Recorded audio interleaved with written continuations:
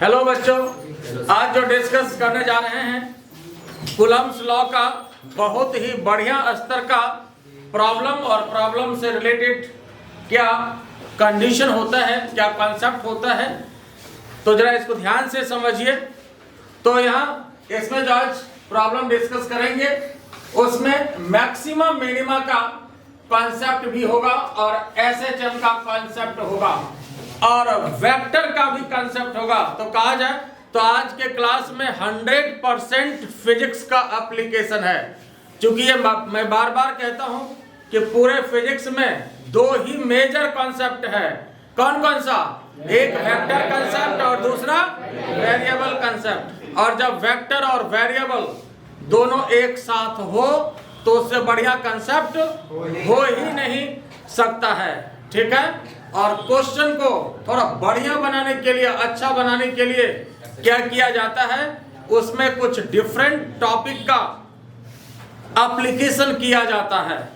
जैसे मैं कई बार आपको कहा भी हूं कि देखो, समझने के लिए फिजिक्स में अच्छा क्वेश्चन बनाने के लिए कई टॉपिक का मिक्सिंग किया जाता है, कई टॉपिक का मिक्सिंग किया जाता है ना। आजकल मिक्सिंग का जमाना है, गाना भी रिमिक्स सुनते हो, है ना।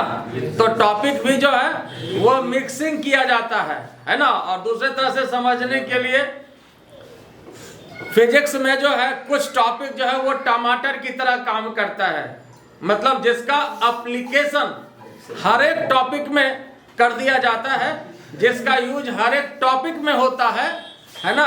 जिसका अपना एग्जिस्टेंस कम है लेकिन उसका एप्लीकेशन करके दूसरे टॉपिक की खूबसूरती को बढ़ाया जाता है।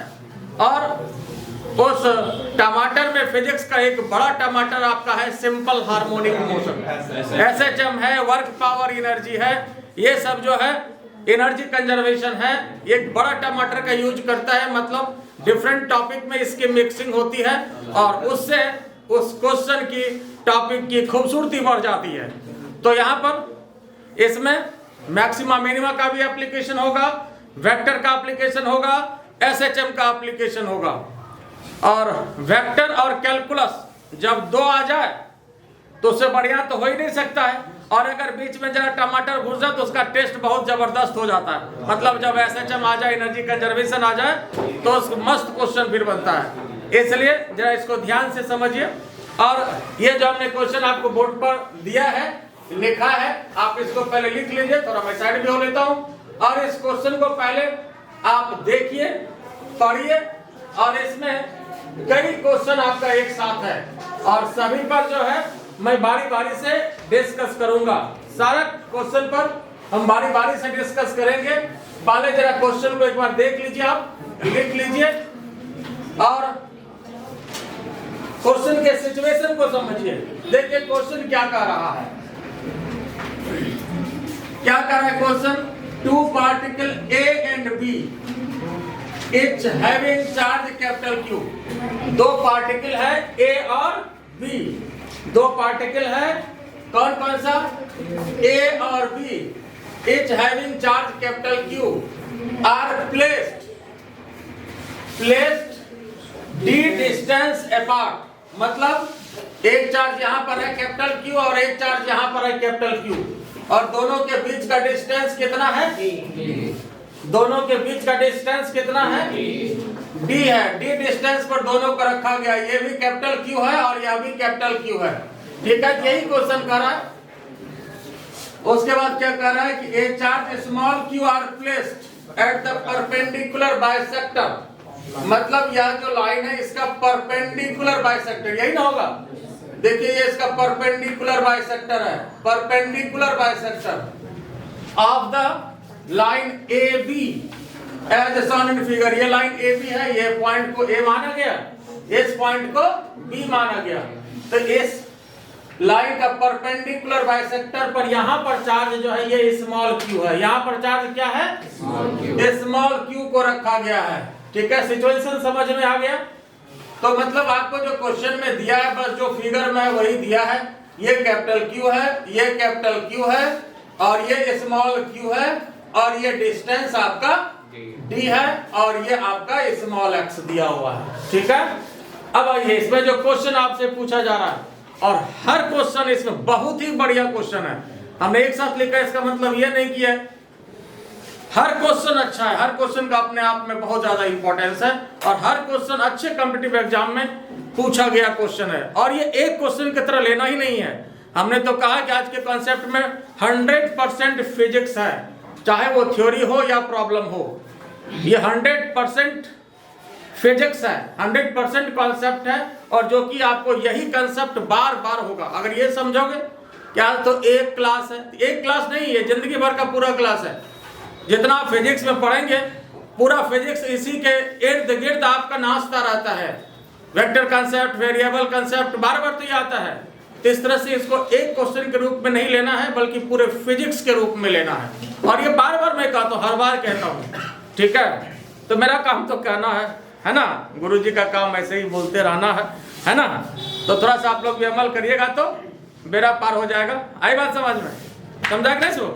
ठीक है, तो ठीक बात है। अब आइए देखिए दूसरी बात।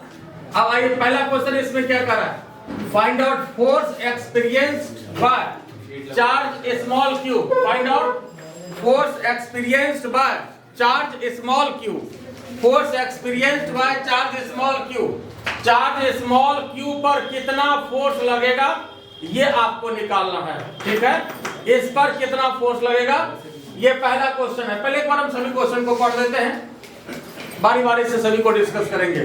फिर दूसरा क्वेश्चन है, a charge small Q should be placed where charge small Q should be placed so that force will be maximum. मतलब चार्ज स्मॉल क्यू को कहां पर रखा जाए, मतलब एक्स का मान आपसे पूछ रहा है, कितना ऊपर कितना नीचे, कहां रखा जाए, इस तरह से इस लाइन पर कहां रखा जाए, ताकि क्या हो जाएगा, फोर्स क्या होना चाहिए, फोर्स क्या होना चाहिए, मैक्सिमम होना चाहिए। फोर्स क्या होना चाहिए, मैक्सिमम होना चाहिए। देखो मैक्सिमम की बात ये कर रहा है, जरा ध्यान से समझिए, पहले क्वेश्चन को समझा जाए पहले, फिर हम लोग बनाएंगे। फोर्स क्या होना चाहिए, मैक्सिमम होना चाहिए। और जब भी मैक्सिमम या मिनिमम की बात आती है, जब भी मैक्सिमम या मिनिमम की बात आती है, तो हम लोग उसमें क्या करते हैं, मैक्सिमा मिनिमा का एप्लीकेशन करते हैं। क्या करते हैं, मैक्सिमा मिनिमा का एप्लीकेशन करते हैं।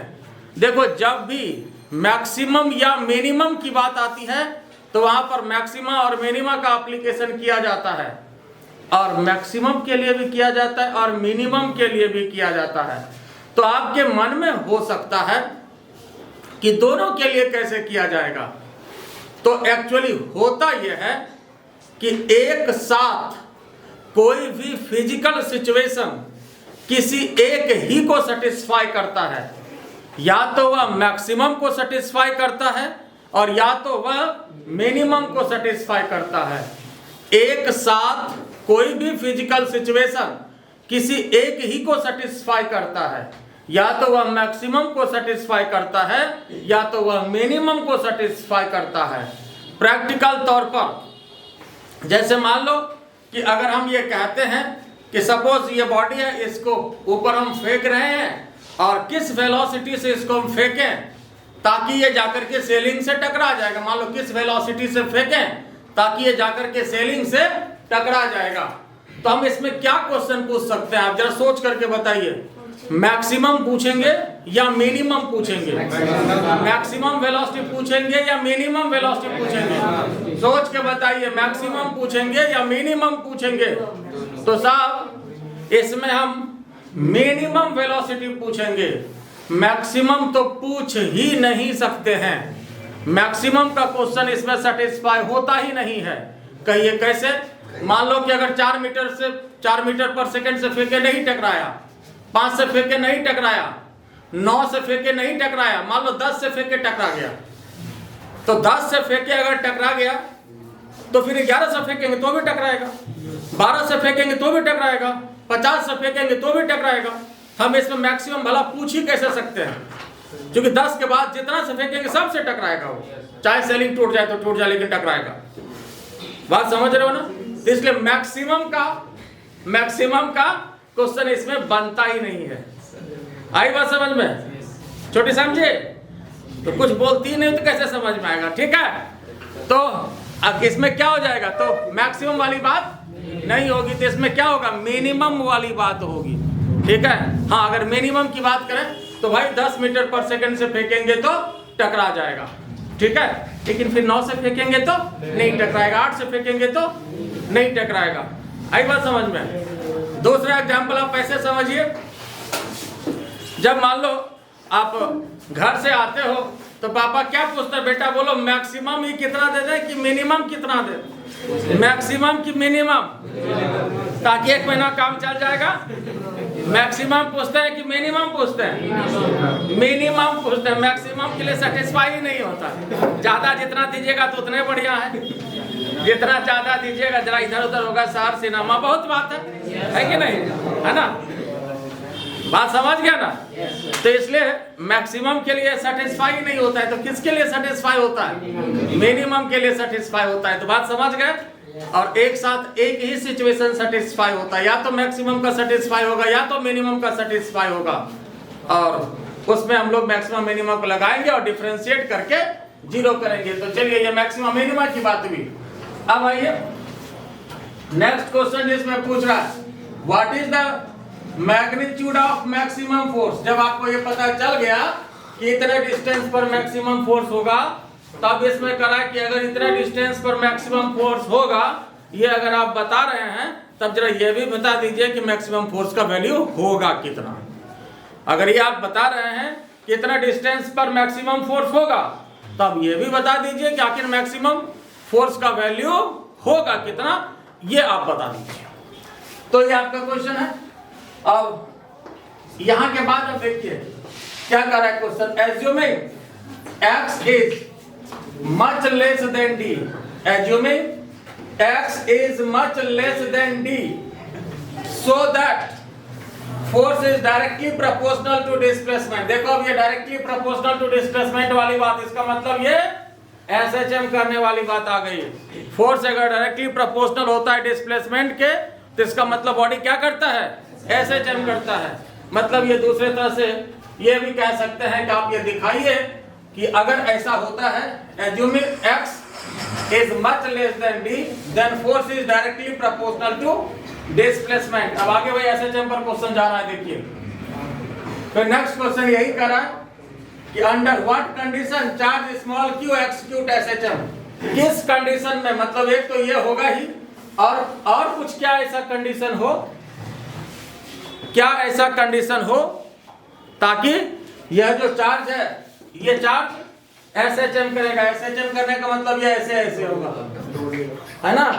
ये होगा SHM होगा, एक्सिक्यूट करेगा SHM, ऐसे ऐसे होगा। तो आखिर ऐसा कब हो सकता है? पहले तो ये बताइए ऐसा किस कंडीशन में हो सकता है। जो भी कंडीशन आपको लगे कि अगर इसमें ये बात होगी तो SHM कर सकता है। फिर क्वेश्चन कर रहा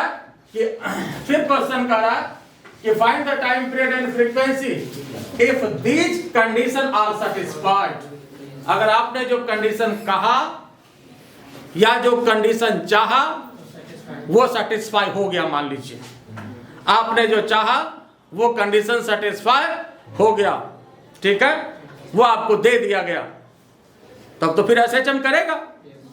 तब जब SHM करेगा तो टाइम पीरियड और फ्रीक्वेंसी क्या होगा ये आपको बताना है। आपने जो चाहा वो आपको मिल गया।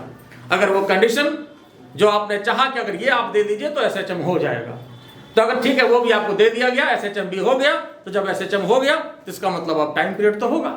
जब कोई भी पार्टिकल जब SHM करेगा तो उसका एक सर्टेन टाइम पीरियड होगा, उसका एक सर्टेन फ्रीक्वेंसी होगा, ये आपको बताना है।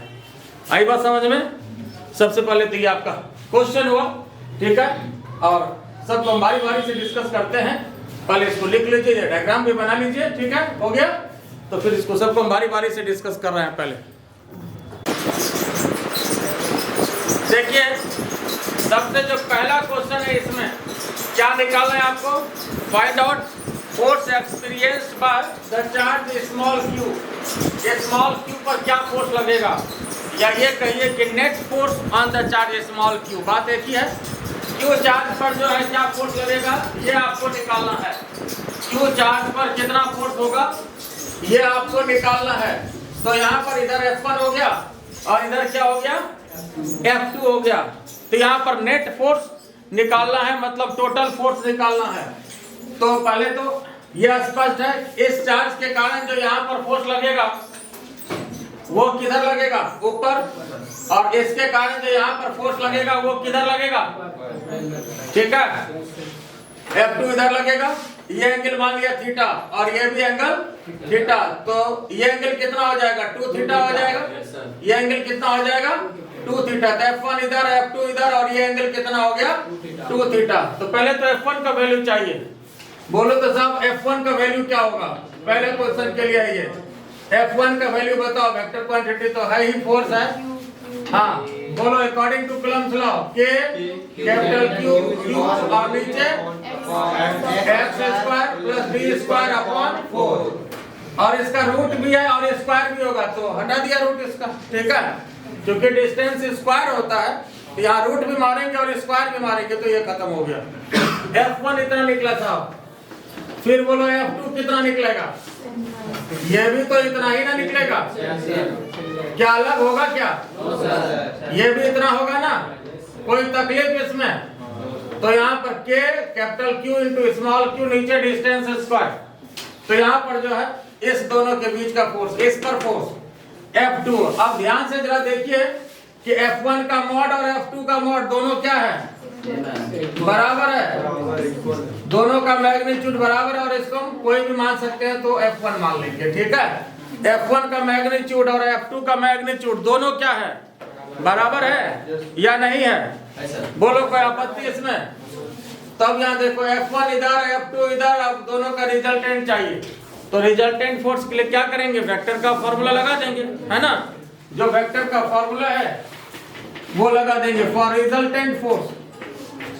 तो रिजल्टेंट फोर्स की जब हम बात करेंगे तो Fr इक्वल टू क्या लेते हैं साहब, mod of F1 square mod of F2 square plus 2 F1 F2 और कॉस, एंगल कितना है जरा देखिए 2 थीटा, ठीक है। एक बार हम यहाँ पर इसको फिर लिख रहे हैं, तो root under mod of F1 square. अब ये तो आपको पता है ना कि मॉड ऑफ F1 और मॉड ऑफ F2 बराबर है, कोई एक ले सकते हैं, F1 ले लें, तो चलो F1 स्क्वायर हो गया, यहाँ भी F1 स्क्वायर हो गया 2, फिर ये F1 स्क्वायर हो गया, F1 F2 तो F1 स्क्वायर हो गया ना, और यहाँ पर ये cos 2 थीटा। बोलो कोई तकलीफ इसमें। तो F1 square plus F1 square दोनों मिला करके कितना हो जाएगा 2F1 स्क्वायर, और यहाँ पर 2F1 स्क्वायर cos 2 थीटा। बोलो कोई तकलीफ इसमें।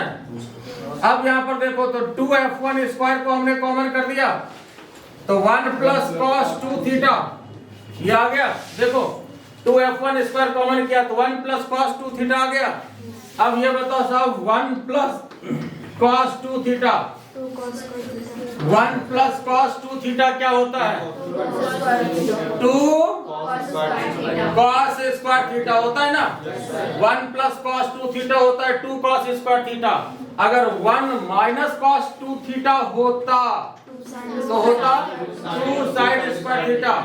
इस दोनों ही फॉर्मूले का फिजिक्स में बहुत ज्यादा जरूरत पड़ता है, तो इसको याद रखना है। तब ये बोलो साहब 1 प्लस cos 2 थीटा है, इसको इधर लिखते हैं। तो यहाँ देखिए 2F1 square 1 plus cos 2 theta कितना साहब 2 cos स्क्वायर थीटा। अब यहाँ देखो साहब तो रूट 2F1, ये 2 गुना 2 4 हो गया ना, तो 4 का रूट 2 हो गया। F1 स्क्वायर है, इसका रूट F1 हो गया, cos स्क्वायर थीटा है तो ये cos थीटा हो गया। तो कहने का मतलब यहाँ पर ये रिजल्टेंट फोर्स जो आया आपके पास कितना आया 2F1 cos थीटा। अब अगर हम F1 का मान बैठा दें, cos थीटा बैठा दें, तो फिर काम तमाम हो जाएगा, है ना। यही काम करना है, F1 का वैल्यू पुट करना है और cos थीटा का वैल्यू पुट करना है। बात समझ में आया कि नहीं। तो क्या करना है F1 का और cos थीटा का वैल्यू यहाँ पर पुट करना है, तो फिर इससे हम लोगों का काम हो जाएगा। अच्छा ये बता सकते हो इसमें cos थीटा कितना, cos थीटा का ही वैल्यू चाहिए, तो कोई ट्रायंगल पकड़िए, cos थीटा मिल जाएगा। कोई ट्रायंगल पकड़िए, चाहे तो ये वाला या तो ये वाला, बताओ तो जरा cos थीटा का वैल्यू इसमें कितना होगा साहब? cos थीटा कितना होगा बोलिए तो साहब? cos थीटा इक्वल टू क्या होता है? b by h। ये परपेंडिकुलर होगा, ये बेस हो गया, तो बेस अपॉन h मतलब x upon root under X square plus D square upon 4। बोलो कोई आपत्ति है? तो जैसे ही f1 बैठा देंगे और cos थीटा बैठा देंगे तो पहला क्वेश्चन का जो आंसर है वो हमें मिल जाएगा। तो यहाँ देखो ये ऊपर लिखा हुआ है ना, तो जरा यहाँ ध्यान दीजिए, पहले समझ लीजिए, ऊपर सिर्फ हटा रहे हैं अभी। अब यहाँ देखो, तो रिजल्टेंट फोर्स की बात जब करेंगे तो 2F1 cos थीटा, तो 2 और F1 बोलो तो साहब F1 या F2, बात तो एक ही था ना। कितना बोलते जाओ? K Q Q और नीचे यही ना। चलिए ये तो F1 रखा गया, cos थीटा रखते हैं यहाँ पर, बगल में है हमारे पास x अपॉन, ये आपका पावर आधा दे दे रूट x को, ठीक बात है। तो 2k q q x और नीचे कितना पावर हो जाएगा जरा बताओ तो साहब? x square plus D square upon 4। एक पावर आधा पावर, एक पावर आधा पावर है, सेम बेस में पावर ऐड होता है, सेम बेस में पावर, तो कितना हो जाएगा पक्का? तो 3/2 दे दें, बस हो तो गया, फिर और क्या कहना। यही आपका पहला क्वेश्चन का फाइनल आंसर हो गया। तो इसमें कंसेप्ट क्या था जरा बताओ तो? वेक्टर का, कोई भी दो फोर्स था F1 और F2, दोनों का रिजल्टेंट निकालना है, मतलब वेक्टर का कॉन्सेप्ट है। F1 F2 दो फोर्स था, दोनों का रिजल्टेंट निकालना था, तो यहाँ पर ये रिजल्टेंट फोर्स तो मिल गया, ठीक है।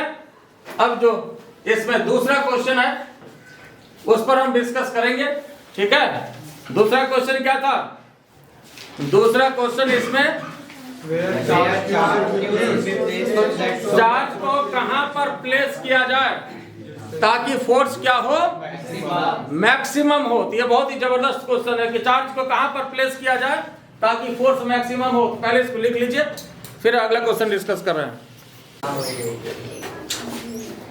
देखो यार, अब जो नेक्स्ट क्वेश्चन है, हम लोग पहले तो फोर्स का वैल्यू निकाले, रिजल्टेंट फोर्स कितना निकाले? 2kq स्मॉल q x नीचे x square plus d square upon 4 power 3/2। दूसरा जो क्वेश्चन कर रहा है कि चार्ज स्मॉल q को कहां पर रखा जाए, मतलब x का वैल्यू क्या होना चाहिए? x equal to what so that force will be maximum. x का वैल्यू क्या होना चाहिए ताकि फोर्स का वैल्यू क्या होना चाहिए? मैक्सिमम होना चाहिए। तो यहाँ पर जब भी मैक्सिमम या मिनिमम की बात करते हैं तो क्या तरीका बताए हैं? इसको डिफरेंशिएट करके जीरो किया जाता है, तब इसको डिफरेंशिएट करेंगे, फोर्स को डिफरेंशिएट करेंगे फॉर मैक्सिमम फोर्स, डिफरेंशिएट करके जीरो करेंगे DFR। अब सवाल है कि किसके रेस्पेक्ट में, तो कौन सा इसमें वेरिएबल दिख रहा है आपको? वेरिएबल कौन दिख रहा है? x दिख रहा है, बिल्कुल सही दिख रहा है, x ही होगा। अब यहाँ पर देखो एक क्वेश्चन और उठ सकता है, क्या कि इसमें मिनिमम क्यों नहीं पूछा? तो देखो इसमें मिनिमम का क्वेश्चन इसलिए नहीं बनता है कि चार्ज q जो है इसको आप यहाँ पर रख दो, फोर्स मिनिमम हो जाएगा। मिनिमम का क्या मतलब हुआ? जीरो। यहाँ पर रख दो, देखो इसके कारण इस पर फोर्स इधर और इसके कारण इस पर फोर्स इधर, इसका मिजाज ठंडा। आई बात समझ में? रिजल्टेंट फोर्स जीरो, तो जीरो से कम क्या फोर्स हो सकता है? तो मिनिमम फोर्स जीरो हो गया। माइनस का तो कोई मतलब नहीं, माइनस तो डायरेक्शन के लिए होता है, मैग्नीट्यूड लेते हैं। इसलिए अगर मिनिमम की बात अगर क्वेश्चन करता तो हम लोग सीधा कह देते कि भैया यहाँ पर इसको रख दो, फोर्स मिनिमम हो जाएगा, क्वेश्चन यही खत्म। हाँ, लेकिन अगर मैक्सिमम की बात कहा तो फिर ये उतना ही अच्छा क्वेश्चन हो गया, फिर तब इसको अब डिफरेंशिएट करके जीरो करना होगा। तो यहाँ पर देखिए, तो अब कहा जाए कि इसमें फिजिक्स तो नहीं बल्कि अब मैथमेटिक्स है। तो 2kq(x) नीचे x square plus d square upon 4 और पावर कितना साहब? 3/2। ठीक है, जरा ध्यान से देखते चलिए। बोलते चलिए। अब इसमें ये बताओ, इसको डिफरेंशिएट करके 0 करेंगे। इसमें कांस्टेंट कौन कौन सा है जिसको कि हम लोग बाहर निकाल सकते हैं? बस यही ना। अब उसके बाद यहाँ देखो ऊपर x है, और ये जो चीज है 3/2, अगर इसको ऊपर ले जाए तो x² plus d² upon 4 power कितना हो जाएगा? -3/2। कोई तकलीफ है इसमें? बराबर 0 हो गया। और ये तो जब उधर जाएगा तो इसका भी 0 हो जाएगा। ठीक है, तो अब यहाँ देखो, यह जो डिफरेंशिएशन होगा साहब ध्यान से देखिए, देखते चलिए।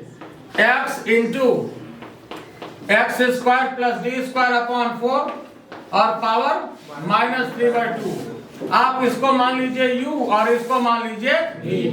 तो यहाँ पर u इंटू v फॉर्म में डिफरेंशिएशन होगा, और डिफरेंशिएशन जो u इंटू v फॉर्म में है, डिफरेंशिएशन का फॉर्मूला ये आपको पता है। तरीका इसका क्या होता है? u को कांस्टेंट रखिए, v को डिफरेंशिएट करिए, प्लस करके u को कांस्टेंट और u को डिफरेंशिएट। बिल्कुल सही बात है, तो यही काम करना है।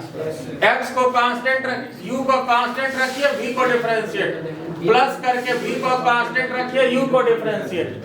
तो यही काम यहाँ करना है साहब। तो यहाँ पर देखिए, x को कांस्टेंट रखा और डिफरेंशिएट करेंगे किसको? x² d² अपॉन 4 और यहाँ पर -3/2, इसको डिफरेंशिएट करेंगे और प्लस करके अब इसको कांस्टेंट रखेंगे, -3/2 इसको कांस्टेंट रखेंगे और डिफरेंशिएट करेंगे किसको साहब? देखिए x को, ठीक है, तो x कांस्टेंट, इसको डिफरेंशिएट, अब इसको कांस्टेंट, x को डिफरेंशिएट, और बराबर करके क्या करना है साहब? 0 करना है। आई बात समझ में?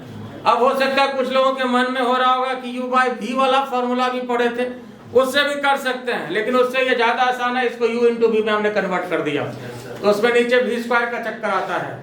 ठीक है, तो हम लोग गरीब आदमी हैं, गलती से डरे, और हम लोग जितना पॉसिबल हो सके प्रयास करें कि मिस्टेक ना हो। तो ज्यादातर u इंटू v में कन्वर्ट करके फिजिक्स में काम चल जाता। ठीक है, तो अब इसको जो है डिफरेंशिएट करना है। पहले बोलिए, यहाँ तक कोई दिक्कत है? ये समझ गए? अब यहाँ देखिए जरा, इसको समझो। ऊपर का सिर्फ अब ये मीटर है, जरा ध्यान से देखिए। डिफरेंशिएट करना है साहब, x को कांस्टेंट रखा, इसका डिफरेंशिएशन ध्यान से देखिए, मेन यही फैक्टर है, यही मेन कष्ट का है, बाकी कहीं कोई दिक्कत नहीं है। इसको डिफरेंशिएट करेंगे, पहले तो पावर को डिफरेंशिएट करिए। xn का डिफरेंशिएशन होता है n xn -1, तो यहाँ पर जो है -3/2 x², हाँ, पावर -3/2 -1 -5/2, -1.5 मतलब -2.5 हो गया, नहीं जी? लेकिन ये डिफरेंशिएशन अभी नहीं हुआ है, अभी इसको डिफरेंशिएट करना पड़ता है। x² का डिफरेंशिएशन 2x, अब प्लस d²/4 का डिफरेंशिएशन 0। d तो कांस्टेंट टर्म है, d चूंकि दोनों के बीच का डिस्टेंस है, d दोनों के बीच का डिस्टेंस है, और ये हमेशा क्या होगा? कांस्टेंट होगा। ठीक बात है। अब इधर चलिए, तो यहाँ पर जो है x² अब प्लस d² अपॉन 4 और पावर कितना? -3/2, और x का डिफरेंशिएशन x के रेस्पेक्ट में, x का डिफरेंशिएशन x के रेस्पेक्ट में 1, तो हो गया इधर 0। अब फिर देखिए, यहाँ देखिए, ये 2 इससे कटा दीजिए, कट जाएगा, तो x कितना हो गया? x² हो गया, अब -3 है, ये -3x² प्लस d² अपॉन 4 अब पावर -5/2। अब इसको जो है, इसको इधर लेके चले आओ, इसको इधर लेके चले आओ, माइनस हो जाएगा x² प्लस d² अपॉन 4 और -3/2। इसको खाली इधर कर दिया हमने, तो ये माइनस हो गया। अब ये माइनस और ये माइनस कट गया या प्लस हो गया, जो कहिए। ठीक है, ये माइनस माइनस ये खत्म। बोलो यहाँ तक कोई दिक्कत है? ठीक बात है, जरा ध्यान दीजिए। तो यहाँ पर जो है 3x², अब ऐसा करते हैं इसको इधर लेके चले जाते हैं। जरा ध्यान से देखिए इसको, d²/4 पावर कितना, और इसको क्या किया, इसको यहाँ पर डिवाइड कर लीजिए। x² + d²/4 पावर कितना, -5/2। अब ऐसा करो, इसको ऊपर लेके चले जाओ। माइनस डेढ़ है, ऊपर से आ जाएगा 2.5 पावर, नहीं नीचे से आएगा 2.5 पावर। तो x² + d²/4 माइनस डेढ़ है, ये आया +2.5। बोलो कितना हो गया जी, कितना हो गया? x² + d²/4 पावर 5/2 में 3/2 गया, और आई में डेढ़ गया 1 पावर। बात समझ में है? ठीक है, बस अब हो तो गया, फिर और क्या करना है। आइए इसके बाद इधर लिख देते हैं, यहाँ ऊपर ये लिखा हुआ ये वाला टर्म। तो यहाँ देखो, इसको हम देख लो यहाँ, तो बस हो तो गया। यहाँ देखिए 3x² = x² + d²/4 3x² = this. बोलो इसमें कोई दिक्कत है? तो बस और क्या, x² को इधर करिए साहब, 2x² = d²/4। तो x² = d²/8। तो x d/2√2 और प्लस माइनस दोनों होगा। x = d/2√2। अब ये मन में हो सकता है प्लस माइनस का है, नहीं तो प्लस माइनस का यहाँ मतलब क्या है? प्लस माइनस का भी मतलब है ऊपर भी नीचे भी। आई बात समझ में? ये जो डायग्राम था, मतलब इसके ऊपर प्लस और नीचे, तो यहाँ या यहाँ दोनों तरफ मैक्सिमम की बात होगी। तो इस डिस्टेंस पर x = d/2√2 पर क्या होगा? मैक्सिमम होगा। आई बात समझ में? बोलो इसमें कोई दिक्कत है? तो पहले इसको लिख लीजिए, फिर जो है इसमें नेक्स्ट क्वेश्चन पर हम बात करते हैं।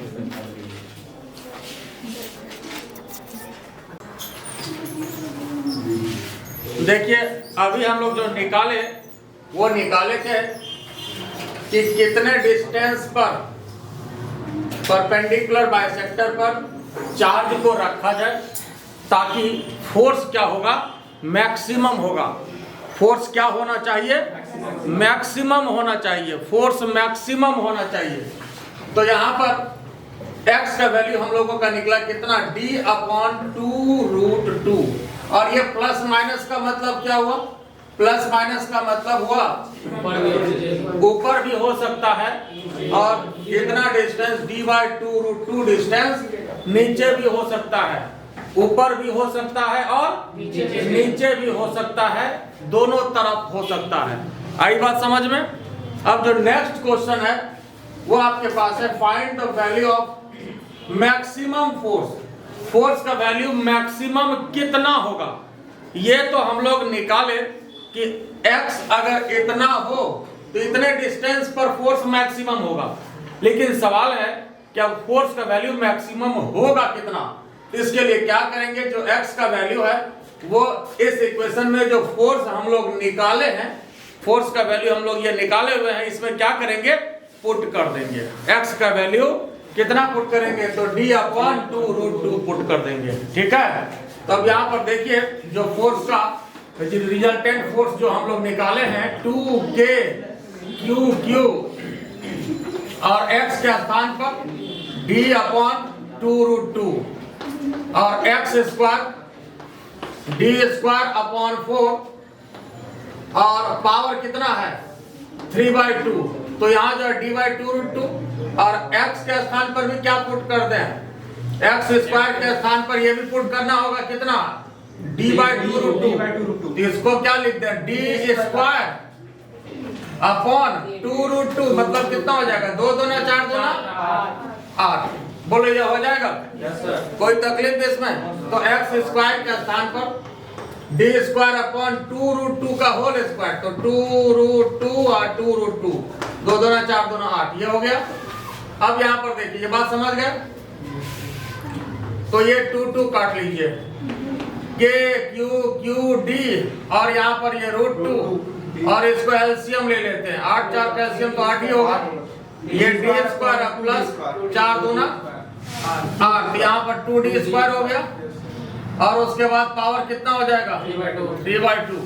तो यहाँ पर ये कितना हो जाएगा देखिए तो, के क्यू क्यू डी अपॉन यहाँ पर क्या √2, और ये कितना हो जाएगा? d² प्लस 2d², 3d² 8, और पावर कितना हो जाएगा इस पर? 3/2। तो आप इतना भी रहने दे सकते हैं, कहीं कोई दिक्कत की बात नहीं है। और यही आपका रिजल्टेंट फोर्स हो जाएगा के क्यू क्यू डी और अपॉन √2 और 3d² अपॉन 8 और power 3/2। This is your answer. ये आपका जो है मैक्सिमम फोर्स का वैल्यू हो गया। ये क्या निकला? ये क्या निकला? मैक्सिमम फोर्स का वैल्यू निकला। आई बात समझ में? अब देखिए जो इसमें नेक्स्ट क्वेश्चन है, अगला क्वेश्चन जो है आपका वो क्या कहता है? नेक्स्ट क्वेश्चन, अब देखिए, बोले यहां तक कोई दिक्कत है? ये समझ गए ना? अब देखिए जो अगला क्वेश्चन कह रहा है इसका, ये कह रहा है कि अगर x का value much less than d हो, अगर x का value much less than d हो, मच लेस देन d हो, तो वैसे स्थिति में आप साबित करिए कि एक्सेलरेशन जो है डायरेक्टली प्रोपोर्शनल टू डिस्प्लेसमेंट होता है। ये कौन सा नंबर का क्वेश्चन था? डी था। तो डी नंबर का क्वेश्चन ये था आपका चौथा क्वेश्चन। अगर x का value much less than d है, अगर x का value much less than d है, तो वैसे स्थिति में क्या करना होगा? Acceleration directly proportional to x, इस बात को साबित करना पड़ेगा। बोलो इसमें कोई दिक्कत है? इस बात को प्रूफ करना होगा। तो यहां पर देखिए, अगर ऐसा होता है, सबसे पहले तो x का वैल्यू जो है मच लेस देन, ये हो गया ना? बोलो इसमें कोई आपत्ति है? ठीक बात है। तो अब यहां देखिए, अगर x का वैल्यू d से बहुत छोटा हो, तो सबसे पहली बात तो अगर x का वैल्यू d से बहुत छोटा हो, तो इसमें देखो ये इग्नोर होगा या ये इग्नोर होगा, दोनों में से एक इग्नोर होगा। मतलब यहां पर जो x² वाला टर्म है, इसको हम लोग नेगलेक्ट कर सकते हैं। क्या कर सकते हैं? इसको नेगलेक्ट कर सकते हैं। x² वाले टर्म को क्या कर सकते हैं? नेगलेक्ट कर सकते हैं। कैसे कर सकते हैं? तो चूंकि x का वैल्यू d से बहुत छोटा है, तो जब x ही d से बहुत छोटा हो, तो x² और भी बहुत छोटा होगा, और मोटा मोटी जान चला जाएगा उसका। आई बात समझ में? अब x का वैल्यू बहुत छोटा है, तो x² और भी छोटा होगा, और इसको नेगलेक्ट कर सकते हैं। लेकिन अब नेक्स्ट यह है, क्या यह भी नेगलेक्ट होगा? क्या x का वैल्यू भी नेगलेक्ट कर सकते हैं? क्या x का वैल्यू नेगलेक्ट कर सकते हैं? क्या कर सकते हैं? नहीं कर सकते हैं। इस वैल्यू को नेगलेक्ट नहीं कर सकते, ये वैल्यू रहेगा। अब क्यों रहेगा? तो इसके पीछे अंदर की बात यह है, रीजन यह है कि यहां पर x² ये एडिशन वाले टर्म में है। देखो, जब भी हम लोग नेगलेक्शन करते हैं तो एडिशन या सब्ट्रैक्शन में नेगलेक्शन करते हैं। एडिशन या सब्ट्रैक्शन में नेगलेक्शन करते हैं, मल्टीप्लिकेशन या डिवीजन में नेगलेक्शन नहीं करते हैं। जब भी हम लोग नेगलेक्शन करते हैं तो एडिशन या सब्ट्रैक्शन में करते हैं। और मतलब ये हुआ कि बड़े टर्म के कंपैरिजन में ये बहुत छोटा टर्म है प्लस में, तो इसको इग्नोर किया जा सकता है। लेकिन ये गुना में है, इसको इग्नोर नहीं किया जा सकता है। इसको प्रैक्टिकल तौर पर ऐसे समझो, जैसे मान लो कहीं भी कोई आप हिसाब किताब कर रहे हो, मान लो उसमें आया जैसे 10 लाख रुपया है, और उसमें आया कि जैसे 50 पैसा को जोड़ना है, तब हंसने लग गया तुम लोग ना। अभी बता रहे थे तो तिता लग रहा था, अब ये समझ में आ गया। तो बस प्रैक्टिकल तौर पर ऐसे समझ सकते हो कि अब मान लो कोई जोड़ घटाव कर रहे हो, कोई फंक्शन में जो घर में ही खर्चा हुआ, अच्छा 10 लाख है, इसमें 50 पैसा जोड़ रहे हैं, तो दो इसको हटा, इसको काय के लेता है, हटा है ना, हम ही को दे देना गरीब आदमी। हाँ सही बात बोला, बात समझ क्या। अच्छा अगर इतना ही गरीब है तो थोड़ा सा और दया करना, अगर ये कहें कि 10 लाख को अगर 0.5 से गुना करके भी दे देना, है ना, नहीं ये नहीं देगा, ये कैसे हो जाएगा। अब बात समझ गया। तो गुना करके अगर देने की बात करते हैं तो ये नहीं होगा, है ना, क्योंकि इसका वैल्यू बहुत ज्यादा हो जाएगा, मान लो, है ना, बात समझ गए ना। 10 लाख गुना अगर हाफ से गुना करें तो ये 5 लाख हो जाएगा, ठीक है। लेकिन 10 लाख में अगर मान लो 0.5 को जोड़ने की बात हो तो ले जी कोई बात नहीं, है ना। आजकल तो 50 पैसा भिखारी भी नहीं लेता, 1 रुपया भी नहीं लेता। अच्छा चलो ज्यादा नहीं समझना है, बात समझ गया ना, ठीक बात है। तो अब आइए फिजिक्स समझे, और इस तरह की बात फिजिक्स में ही नहीं बल्कि फिजिक्स, मैथमेटिक्स, केमिस्ट्री सब जगह आपको नेग्लेक्शन की बात आती रहती है। और नेग्लेक्शन पर एक स्पेशल भी हमने वीडियो दिया है मैथमेटिकल टूल्स में, अप्रोक्सीमेशन ट्रिक करके, अप्रोक्सीमेशन टेक्निक, अप्रोक्सीमेशन ट्रिक करके हमने एक वीडियो मैथमेटिकल टूल्स में, शायद वो लेक्चर 1 या 2 होगा, तो आप उसको देख सकते हैं कि किस तरह से अप्रोक्सीमेशन हमको लिया जाना है। नहीं तब तो ऐसे मन में होगा कि सर की दादागिरी चल रही है, कभी कहते हैं कि नहीं नीचे वाला हटाओ, कभी कहते हैं कि ऊपर वाला हटाओ, कभी कहते हैं कि बीच वाला हटा दो, है ना। तो इसलिए तो ये समझने के बाद तो शायद ऐसा नहीं लगेगा कि सर की दादागिरी है, लगेगा क्या ऐसा? नहीं लगेगा, ठीक बात है। तो इसलिए इसको यहाँ से हम हटा सकते हैं, लेकिन ऊपर वाले को नहीं हटाना। तो यहाँ पर इसको नेगलेक्ट करेंगे, 2k ऊपर वाला रहेगा, और यहाँ पर ये d²/4 और पावर 3/2। तो जरा देखिए साहब, तो यहाँ पर जो है 2k⁴x, और ये जो है देखो इसको d/2 का होल स्क्वायर दे सकते हैं, d²/4 है, दे सकते हैं, और उसके बाद दे सकते हैं तो पावर 3/2 भी दे सकते हैं, 2 कटा भी सकते हैं, ठीक बात, आराम से कटा सकते हैं, बिल्कुल सही कहा। तो यहाँ पर जो है अब इसको ऐसा भी दे सकते हैं d³/8, कोई आपत्ति है? 8 का ऊपर भी ले जा सकते हैं ना, तो 16k⁴x/d³, बोलो कोई आपत्ति है? तो ये आपका फोर्स था, फोर्स के लिए लिख रहे हैं, तो फोर्स इज इक्वल टू क्या हो जाता है, मास इनटू एक्सेलरेशन, तो 16k⁴x/d³। बोलो कोई तकलीफ है? ये मास इनटू एक्सेलरेशन, अगर मास की बात करें तो साहब क्या हो जाएगा, एक्सेलरेशन नीचे आ जाएगा, एक्सेलरेशन नीचे आएगा, और एक्सेलरेशन की बात करें तो मास नीचे आएगा। तो यहाँ पर हमको एक्सेलरेशन चाहिए, इस वजह से यहाँ पर हम मास को नीचे कर दे रहे हैं। अब जरा इसको गौर से देखिए, तो एक्सेलरेशन और यहाँ पर ये डिस्प्लेसमेंट, तो acceleration directly proportional to displacement साबित हो गया कि नहीं हो गया? d³ है, d³ रहेगा, d³ अपने जगह पर। Acceleration directly proportional to displacement, ये बात साबित हो गया कि नहीं हो गया? आई बात समझ में?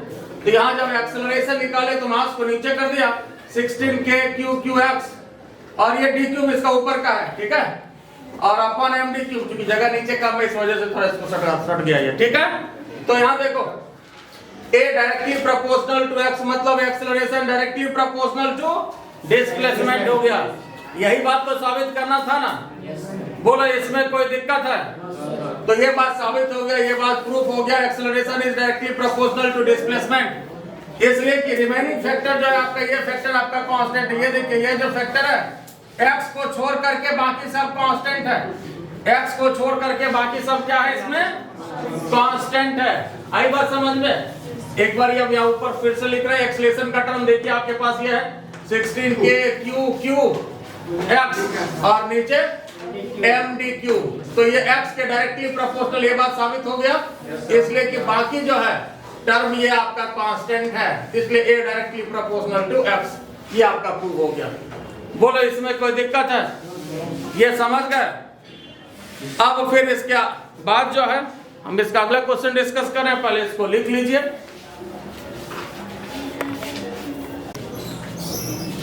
देखिए जो नेक्स्ट क्वेश्चन है, इसमें ये क्या कर रहा है कि under which condition, under what condition charge small Q execute SHM. ये नहीं कर रहा है कि किस कंडीशन में जो है चार्ज स्मॉल क्यू एसएचएम करेगा। तो देखो सबसे पहली बात, यहां पर चार्ज कितना था, कैपिटल क्यू, यहां कितना था, कैपिटल क्यू, और स्मॉल क्यू कहां पर है, ऊपर में है, यहां पर है, यही ना है। अब ये बताओ, हम लोग जो साबित किए acceleration directly proportional to displacement with its negative sign, ये साबित किए, ठीक है।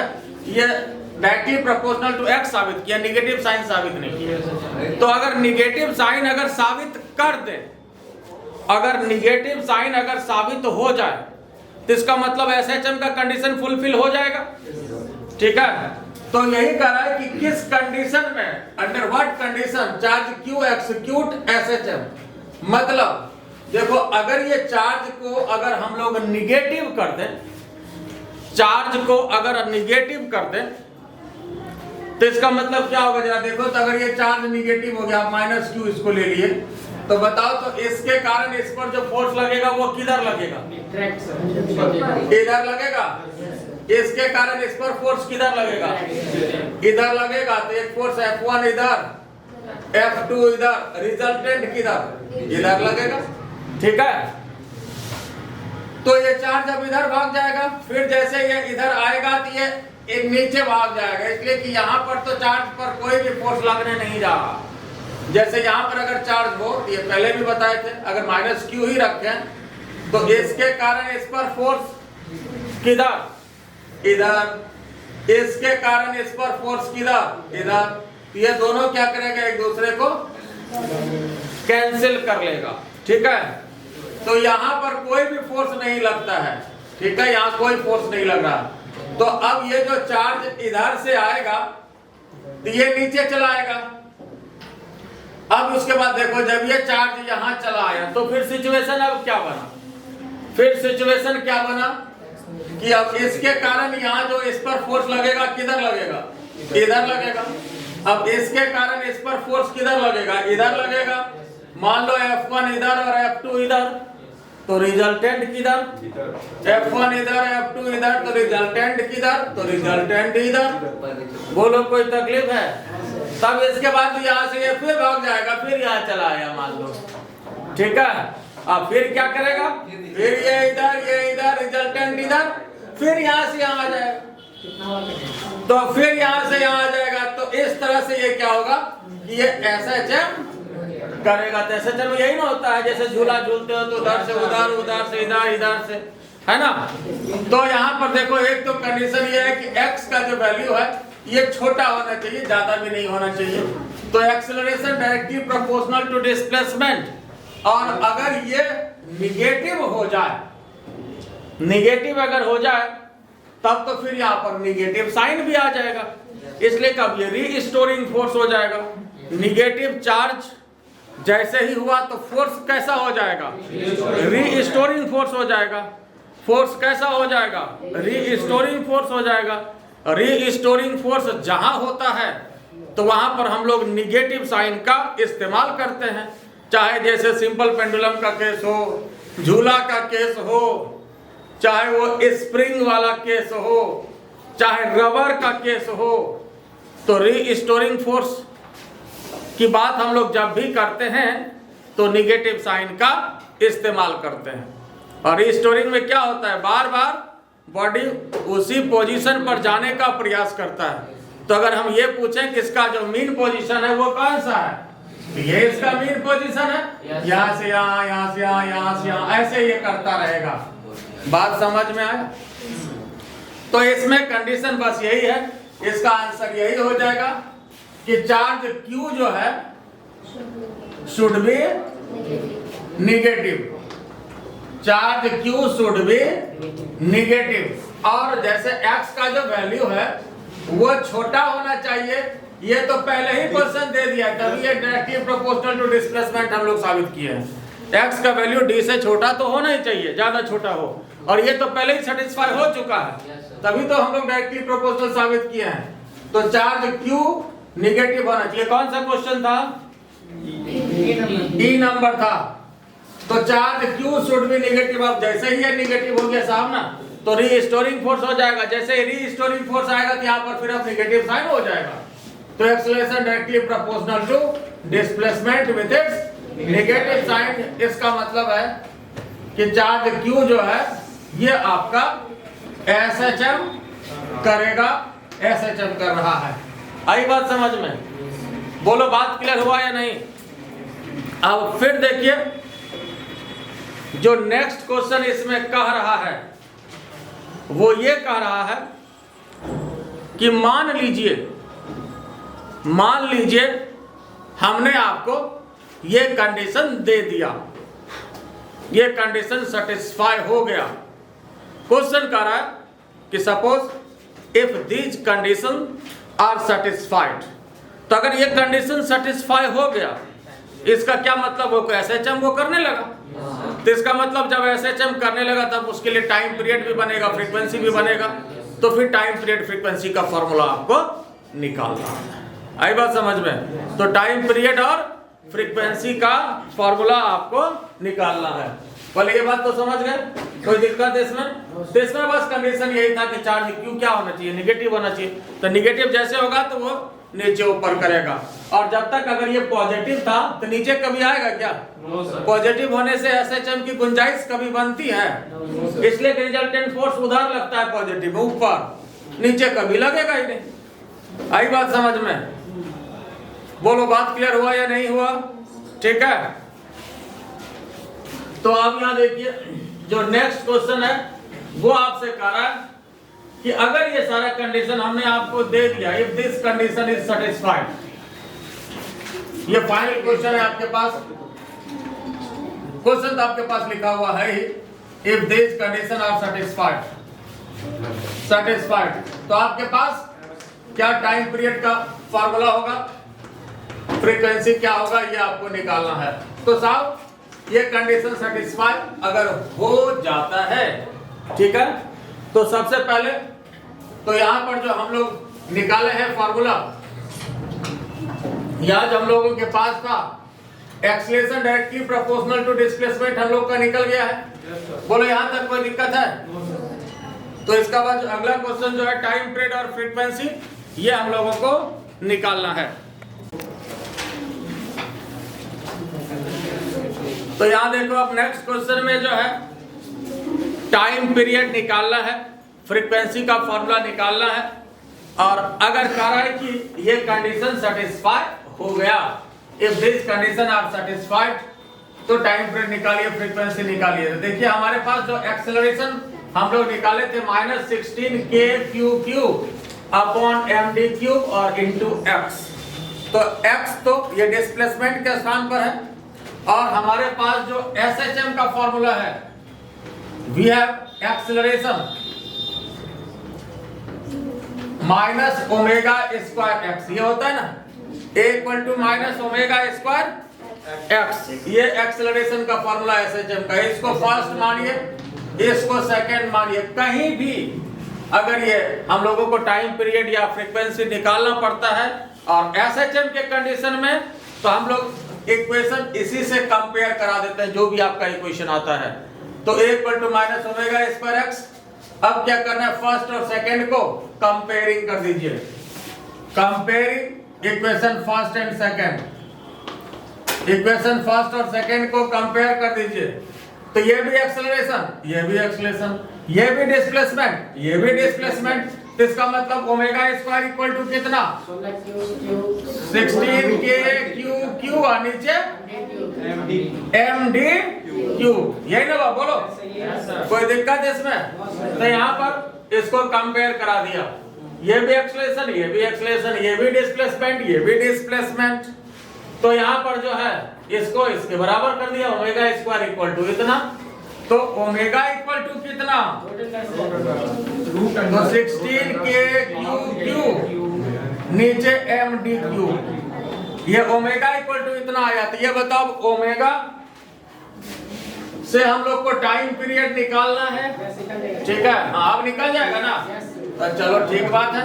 तो ओमेगा को क्या करें, 2π/t कर दें, 2π/t कर देते हैं ओमेगा को, और रूट अंडर कितना साहब 16k/q और नीचे mdq।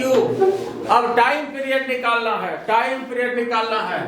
तो यहाँ देखो t को इधर कर दो, t को इधर कर देना और 2π, और इसको इधर करोगे तो ये पलट जाएगा, mdq ऊपर चला जाएगा, नीचे 16k/q। तो ये टाइम पीरियड हो गया। बोलो इसमें कोई तकलीफ है? तो ये टाइम पीरियड हो गया। और फिर फ्रीक्वेंसी की बात करें तो फ्रीक्वेंसी के लिए क्या करते हैं, टाइम पीरियड को पलटा देते हैं। टाइम पीरियड आपके पास हो, फ्रीक्वेंसी निकालना हो तो क्या करते हैं, है ना, इसको भी पलटा देते हैं। तो 1/2π root under 16k/q upon mdq। तो ये आपका फ्रीक्वेंसी का हो गया। बोलो इसमें कोई दिक्कत है? ये समझ गए? तो इसमें देखो कंप्लीट कॉन्सेप्ट, एक तो आपका वेक्टर का कंसेप्ट था, रिजल्टेंट फोर्स निकालना था सबसे पहला क्वेश्चन में, है ना, रिजल्टेंट फोर्स निकालना था। उसके बाद फिर मैक्सिमा मिनिमा का कंसेप्ट था, कहां पर मैक्सिमम फोर्स होगा ये निकालना था। फिर मैक्सिमम फोर्स का वैल्यू निकालना था, वो हम लोग निकाले। उसके बाद फिर पूछा कि आप ये साबित करिए acceleration directly proportional to displacement. अगर x का कंडीशन दे दिया कि x का value much less than d हो, ये तो होना ही चाहिए, तभी आई बात समझ में। और ये साबित हो गया तो फिर आपसे पूछा कि किस कंडीशन में चार्ज स्मॉल q SHM करेगा। तो वो कंडीशन होगा कि चार्ज स्मॉल q क्या होना चाहिए, निगेटिव होना चाहिए। चार्ज स्मॉल q क्या होना चाहिए, निगेटिव होना चाहिए। तो वैसे स्थिति में SHM करेगा। तो जब अब SHM करने लगा तब फिर फाइनल और अंतिम क्वेश्चन आपके पास बना फिर कि क्या टाइम पीरियड होगा, फ्रीक्वेंसी होगा। कहीं भी जब SHM की बात होती है तो हम लोग टाइम पीरियड और फ्रीक्वेंसी फाइनल टारगेट होता है उस क्वेश्चन का। आई बात समझ में? बोलो इसमें कोई दिक्कत है? ये क्लियर हो गया ना?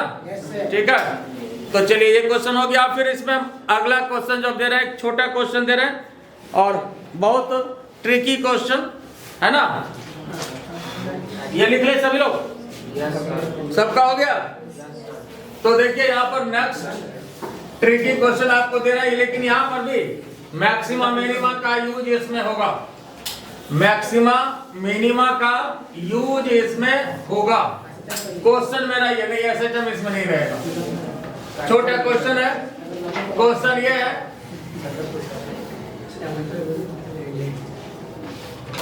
How can divide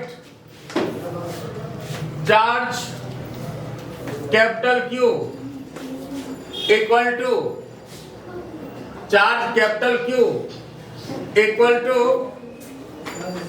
200 coulomb, 200 coulomb, so that force should be maximum। मतलब मान लो कि चार्ज जो है आपके पास सपोज 200 कूलम्ब का चार्ज है। चार्ज कितना है, 200 कूलम्ब। 200 कूलम्ब का चार्ज है। और इसको किस तरह से डिवाइड करें, किस तरह से डिवाइड करें ताकि मैक्सिमम फोर्स हो। फोर्स जो है दोनों के बीच क्या होना चाहिए, मैक्सिमम होना चाहिए। फोर्स क्या होना चाहिए, दोनों के बीच मैक्सिमम होना चाहिए। तो देखो इसके लिए आपको हम ऑप्शन भी देते हैं कि कैसे कैसे आपको डिवाइड करना है। तो यहां जो है पहला ऑप्शन दिया 150 और 50, दूसरा ऑप्शन दिया 100 और 100, तीसरा ऑप्शन दिया 120 80, चौथा ऑप्शन दिया 40 160, और कूलम्ब तो रहेगा ही सभी में, ठीक है। तो इसमें किस तरह से डिवाइड किया जाए ताकि फोर्स क्या होना चाहिए, मैक्सिमम होना चाहिए। देखो इसमें डिस्टेंस कोई फैक्टर नहीं है, क्वेश्चन में कहीं डिस्टेंस के बारे में कोई चर्चा भी नहीं है। मतलब चार्ज पर ही आपको बात करनी है कि मान लो चार्ज 200 कूलम का है, उसको 2 पार्ट में डिवाइड कर दीजिए और उसको किसी भी डिस्टेंस पर रख दीजिए। डिस्टेंस आपका हमेशा सेम रहना है, डिस्टेंस को बदलने वाली बात नहीं है, डिस्टेंस के बारे में कोई चर्चा भी क्वेश्चन में नहीं कर रहा है। तो फोर्स मैक्सिमम होना चाहिए और ऑप्शन भी है इससे और स्पष्ट है। क्या हम 150-50 डिवाइड कर लें, 100-100 डिवाइड कर लें, 120-80 डिवाइड कर लें, या 40-160 डिवाइड कर लें, किस तरह से डिवाइड कर लें? तो देखो सबसे पहला टिप्स इसका, अगर आप क्वेश्चन बनाने नहीं भी फिलहाल अभी जान रहे हैं, मान लो नहीं जानते हैं, तो इसमें हिट एंड ट्रायल मेथड लगा दीजिए कि दोनों का गुना करके मैक्सिमम तो होना ही चाहिए। कूलम्स लॉ जब हम लोग लगाएंगे तो कूलम्स लॉ के हिसाब से K Q1 Q2 upon R² ये आएगा। तो Q1 Q2 का मान मैक्सिमम हो, दोनों चार्ज गुना करके मैक्सिमम होना चाहिए। तब देखो गुना करके मैक्सिमम किस में आता है? 15 गुना 5 75, ये कितना हो गया? 7500। 100 गुना 100 10,000, 120 गुना 8 9,600, 16 चक्की 6400। तो आपको सबसे ज्यादा किस में आ रहा है? बी में आ रहा है। 100 गुना 100 10,000।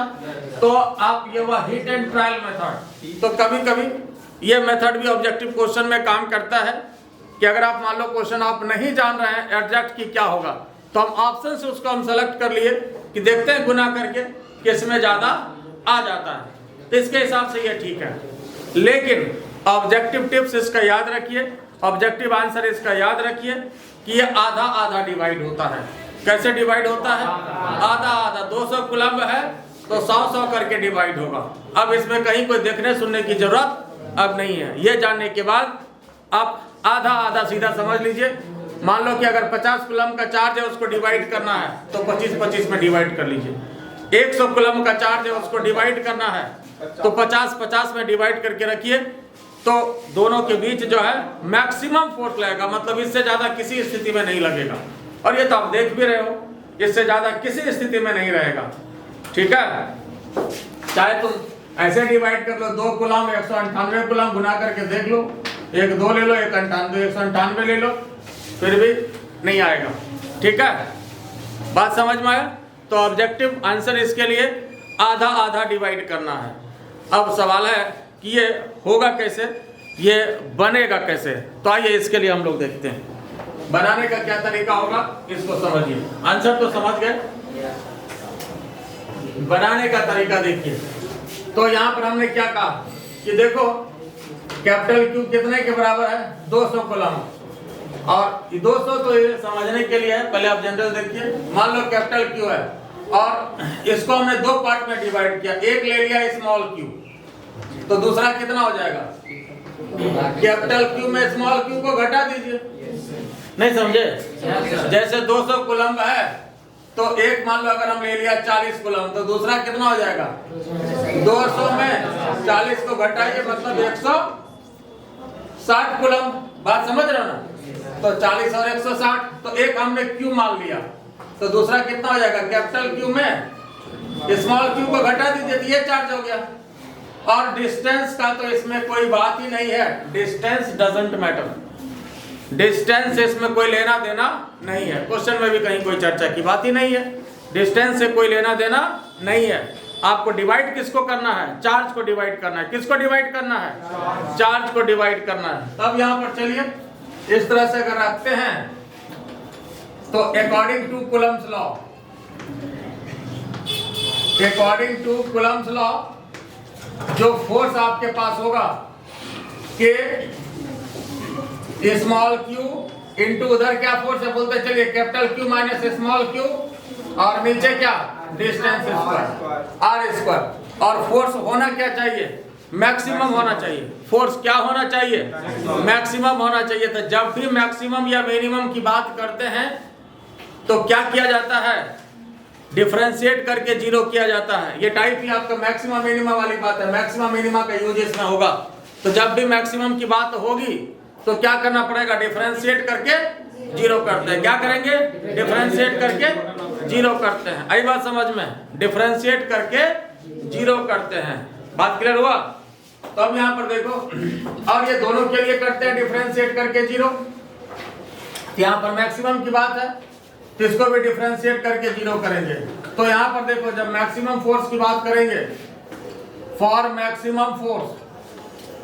मैक्सिमम फोर्स डिफरेंशिएट करके जीरो करेंगे। अब सवाल ये कि किसके रेस्पेक्ट में डिफरेंशिएट किया जाए, या एक दूसरा क्वेश्चन है, ये बताइए कि किसके रेस्पेक्ट में यहाँ पर डिफरेंशिएट किया जाए? किसके रेस्पेक्ट में? क्यू के रेस्पेक्ट में। कौन सा? कैपिटल क्यू या स्मॉल क्यू? बड़ी या छोटी? छोटी। तो सही बात है, स्मॉल क्यू, और डिफरेंशिएट करके जीरो करना है।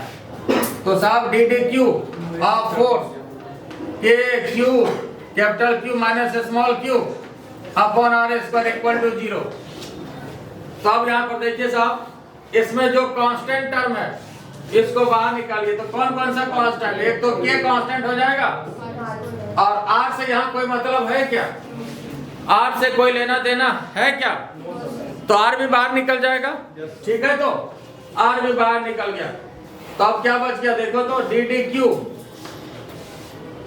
तो Q into capital Q minus Q equal to zero. अब ये दोनों साहब इधर आएंगे तो ये भी जीरो हो गया, जीरो में डिवाइड करिएगा, सब कहानी खत्म इसका। तो अब यहाँ पर इसको डिफरेंशिएट करना है। तो डी डी क्यू, और इसको ब्रैकेट तोड़ दीजिए, Q into capital Q minus Q square equal to zero. कोई दिक्कत है इसमें? देख लो। ठीक है, तो अब यहाँ देखिए, अब इसको अलग अलग कर देते हैं। तो D D q of q into capital q और minus d D q of q square बराबर जीरो। अब ये बताओ, इसमें कैपिटल क्यू तो कांस्टेंट है, कैपिटल क्यू तो बड़ा वाला चार्ज है, वो तो फिक्स है, तो ये तो बाहर आ जाएगा। और क्यू का डिफरेंशिएशन क्यू के रेस्पेक्ट में कितना हो जाएगा? बोलो कितना हो जाएगा? 1। इसको ये ऊपर लिखते हैं यहाँ। तो क्यू को बाहर करेंगे और क्यू का डिफरेंशिएशन, स्मॉल क्यू का डिफरेंशिएशन क्यू के रेस्पेक्ट में 1 हो जाएगा। बोलो कोई तकलीफ इसमें? अब इधर माइनस क्यू स्क्वायर का डिफरेंशिएशन बताओ क्यू के रेस्पेक्ट में, 2q इक्वल टू, उसके बाद यहाँ पर क्यू है ना, और यहाँ कैपिटल क्यू बाहर निकलेगा। ठीक है, कैपिटल क्यू बाहर निकलेगा, क्यू का डिफरेंशिएशन 1 हो गया इक्वल टू जीरो। तो capital Q equal to 2q, तो q इक्वल टू कितना आ गया साहब? Capital Q upon 2, small Q equal to capital Q upon 2। इसका मतलब ये अब स्पष्ट हो गया कि हाफ हाफ आपको डिवाइड करना है। कैसे डिवाइड करना है? हाफ हाफ डिवाइड करना है। कैसे डिवाइड करना है? हाफ हाफ डिवाइड करना है। याद रहेगा? कैसे डिवाइड करना है? हाफ हाफ डिवाइड करना है। ये बात साबित हो गया। तो इसके लिए क्या किया हम लोग? डिफरेंशिएट करके जीरो किए। क्या किए इसके लिए हम लोग? डिफरेंशिएट करके जीरो किए। तो अब यहाँ देखो, याद रखिएगा इस बात को कि जब भी मैक्सिमम की बात हो या मिनिमम की बात हो, डिफरेंशिएट करके जीरो करते हैं। और अगर आपके मन में हो कि दोनों के लिए करते हैं तो बिल्कुल करते हैं, लेकिन कोई भी फिजिकल सिचुएशन एक साथ एक ही को सेटिस्फाई करता है। कोई भी फिजिकल सिचुएशन एक साथ एक ही को सेटिस्फाई करता है, या तो वह मैक्सिमम के लिए करेगा या तो मिनिमम के लिए करेगा।